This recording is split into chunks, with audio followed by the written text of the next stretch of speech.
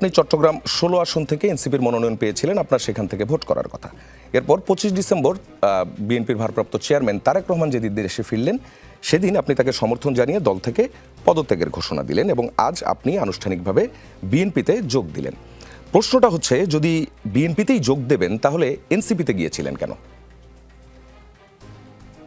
জি, ধন্যবাদ আমাকে যুক্ত করার জন্য এবং সাথে যারা আছেন প্লাস যারা দেখছেন সবাইকে ধন্যবাদ জানিয়ে শুরু করছি। যুক্ত হয়েছিলাম তখন আমাদের মধ্যে একটা পরিকল্পনা ছিল, আমাদেরকে বলা হয়েছিল যে আমরা একটা মধ্যপন্থী দল হব।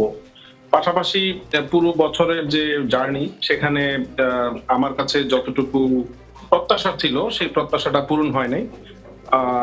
এবং আমার কাছে মনে হয়েছে যে ইচ্ছাকৃতভাবে হোক বা অনিচ্ছাকৃতভাবে হোক দল হচ্ছে ভুল পথে পরিচালিত হচ্ছে। ঐরকম একটা জায়গা থেকেই আমি সিদ্ধান্তটা নিয়েছি। পাশাপাশি আমি যে সমর্থন জানাইলাম এবং হচ্ছে আজকে তো অফিসিয়ালি বিএনপিতে যুক্ত হলাম, বিএনপিতে জয়েন করলাম। তো এই জায়গাটার কারণটা হচ্ছে আমি দেখেছি যে জুলাইয়ের পরে আমাদের সমাজে অনেকগুলো বিভাজন সৃষ্টি হয়েছে। অনেক রকম বিভাজন, ধর্মীয় বিভাজন, মুক্তিযুদ্ধ নিয়ে বিভাজন, ২৪ নিয়ে বিভাজন, জুলাই নিয়ে বিভাজন। তো অন দ্য আদার হ্যান্ড আমি দেখেছি যে বিএনপি এবং আমি আরো স্পেসিফিক করে যদি বলি যে তারেক রহমানের ওনার ইয়াগুলো দেখতেছিলাম, আমি ওনার বক্তব্যগুলো শুনছিলাম, ওনার ভিডিওগুলো দেখতেছিলাম। আমার কাছে মনে হয়েছে যে মোর গোছালো এবং হচ্ছে যে সুপরিকল্পিত যে পরিকল্পনা নিয়েই উনি আগাচ্ছেন।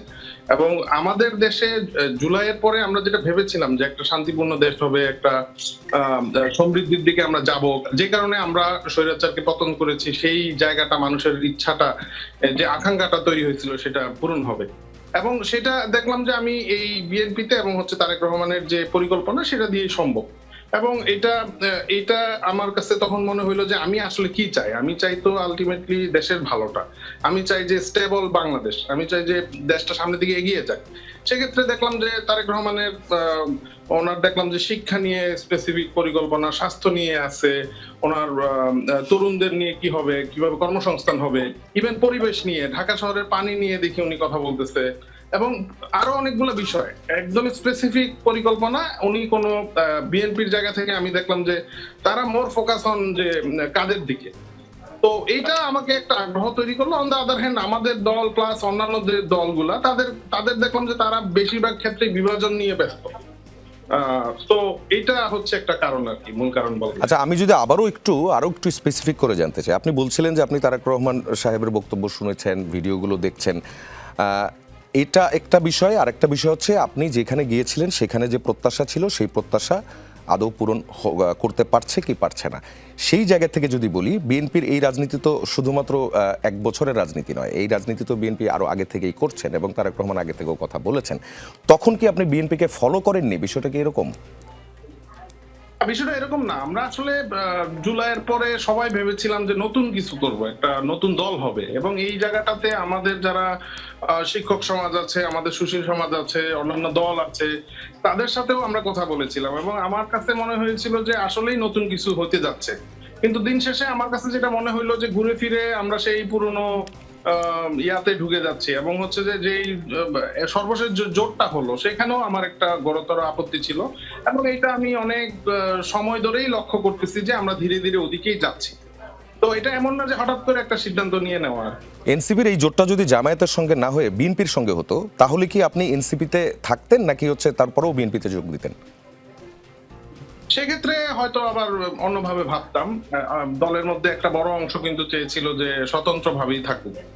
তো দুইটার ক্ষেত্রে আমার চিন্তাটা হয়তো অন্যরকম হইতে পারতো।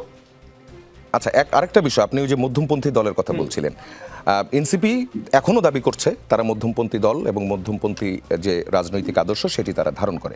বিএনপিও দাবি করে মধ্যমপন্থী দল। আপনার কাছে অ্যাকচুয়ালি মধ্যমপন্থী দল কাকে মনে হয়েছে? দেখেন, আমি যদি আরো স্পেসিফিক করে বলি আর কি, তারেক রহমানের একটা বক্তব্য শুনলাম কিছুদিন আগে। উনি বলতেছে স্কুলে গান শিক্ষার দরকার আছে, কালচারাল অ্যাক্টিভিটিস এর দরকার আছে। অন দ্য আদার হ্যান্ড দেখা যাচ্ছে যে আপনার মাজার থেকে লাশ তুলে পুড়ে ফেলতেছে দেশে। এক প্রকারের মানে মনে হচ্ছে যে মানে সবাই একদিকে ঝুঁকে যাচ্ছে। কিন্তু ওনার যে পরিকল্পনাটা দেখলাম যে উনি ফোকাসড অন যে উনি কি চাচ্ছে দেশের জন্য, মানুষের জন্য কি কাজটা করতে চাচ্ছে।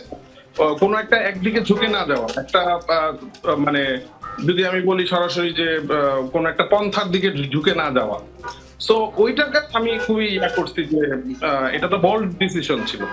এরকম আরো অনেকগুলো বিষয় আমার কাছে চোখে লেগেছে। এনসিপি কোনো পন্থার দিকে ঝুঁকে গেছে বলছেন সেক্ষেত্রে? জি, আমার কাছে তো ওরকমই মনে হয়েছে।